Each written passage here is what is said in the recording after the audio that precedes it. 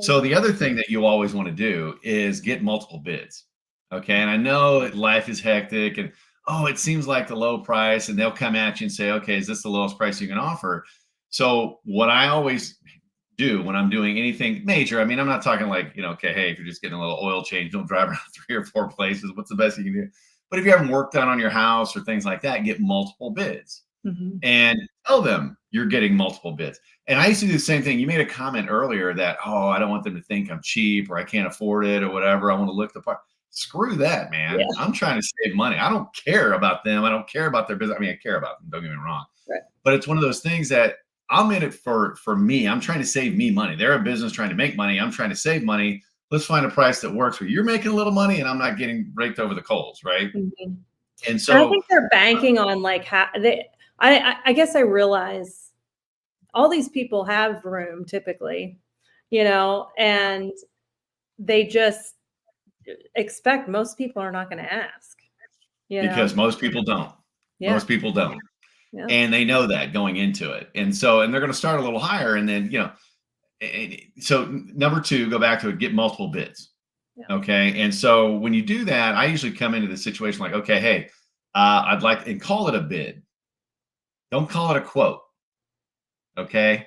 Because, I'll get a free quote. You see it all over on Facebook and stuff, click this for a free quote, da, da, da, da, da. And I'll tell them, hey, I'm, getting multiple bids. I want you to come in and bid on this job, because that's what commercial does, right? When you do commercials, things for buildings, things like that. So all of a sudden in their head, okay, this person's a little different. They come in and I'll tell them when they're there, I need your best offer up front, your lowest price, best offer up front, because I'm getting 2 other bids. Whoever's got the lowest bid is going to get the job. This is what the government does, right? I don't know if that was a good comparison. Now I still want quality. I'm not trying to go cheap, Right. but I want to make sure I'm getting the best price possible.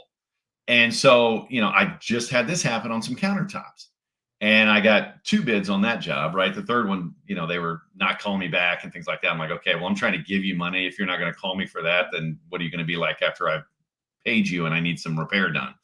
So the last 2 bids came in, one price was here, the other price was here. And I'm like, all of a sudden, like, no, I'm going with the other price. And then boom, all of a sudden, both of them were going down.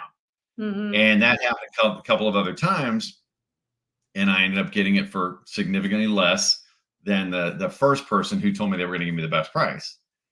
Quality work, everything was done. We had some other issues, but no, the work was done well. The countertops turned out great and things like that. But I probably saved about $800. Mm-hmm. Now, with that scenario, here's another thing that sometimes happens. Excuse me. They'll give you a price, and all of a sudden they'll try to add some other stuff to it. And this is kind of a side note, but I want to share it real quick.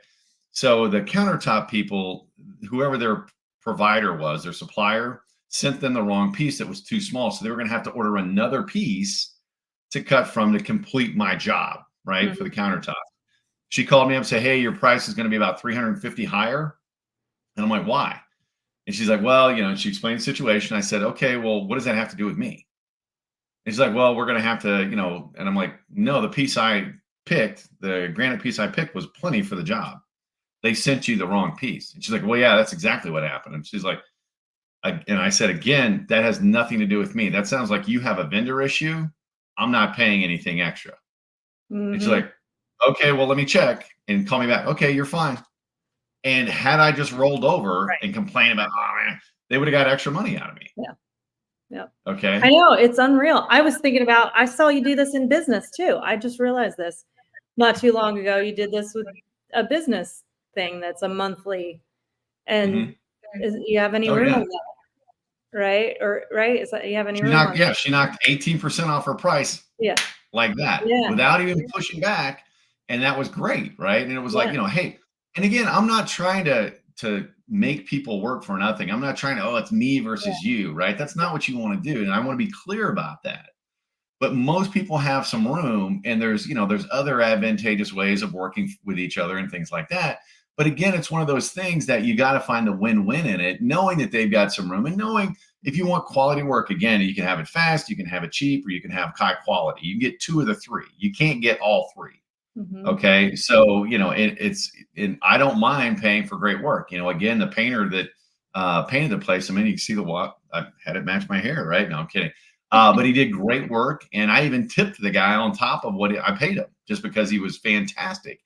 So make sure you're taking care of people, but don't be afraid to ask if there's any room on this. Do you have it? And if they say no, and you're okay with it, then at least you asked.